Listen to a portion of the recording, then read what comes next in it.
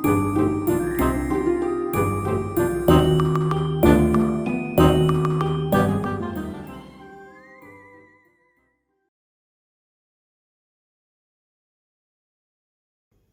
King Fred woke next morning and was informed that his chief advisor had returned at the critical moment in the country's history, he was furious. It came as a great relief to know that Lord Spittleworth would be taking over, because Fred knew that Spittleworth understood the grave and danger facing the Sith kingdom.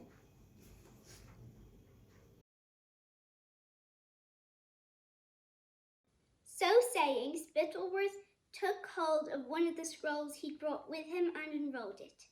There, covering most of the table, was a coloured picture of a monster that resembled a dragon. It was huge and ugly, with thick black scales, gleaming white eyes, a tail that ended in a poisonous spike, a fanged mouth large enough to swallow a man, and long razor-sharp claws.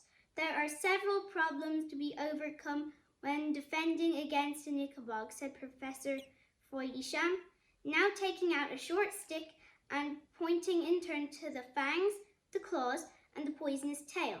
But the most difficult challenge is that killing an Ickabog causes two new Ickabogs to emerge from the corpse of the first.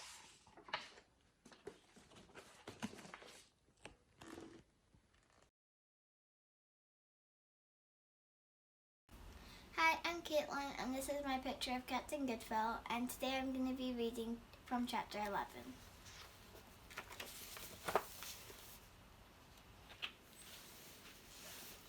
The crowd booed the soldier so loudly that it was hard to hear what the judge or Spittleworth was saying. However, all the time Spittleworth was reading out the sentence, life imprisonment in the palace dungeons, Captain Goodfellow stared directly into the eyes of Lady Islanda, who sat watching behind the stands with the other ladies of the court. Sometimes two people can tell each other more with a look than others could tell each other with a lifetime of words. I will not tell you everything that Lady Islanda and Captain Goodfellow said with their eyes, but she knew now that the captain returned her feelings, and he learned, even though he was going to prison for the rest of his life, that Lady Islanda knew he was innocent.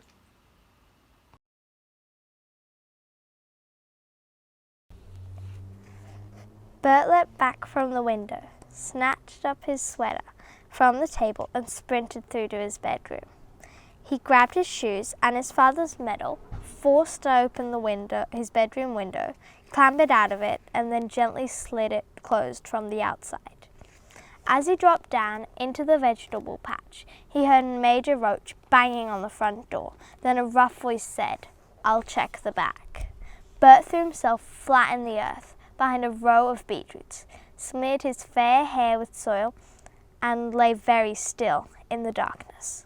Through his closed eyelids he saw flickering light. A soldier held his torch high in hopes of seeing Bert running away across other people's gardens. The soldier didn't notice the earthy shape of Bert concealed behind the beetroot leaves, which threw long, swaying shadows.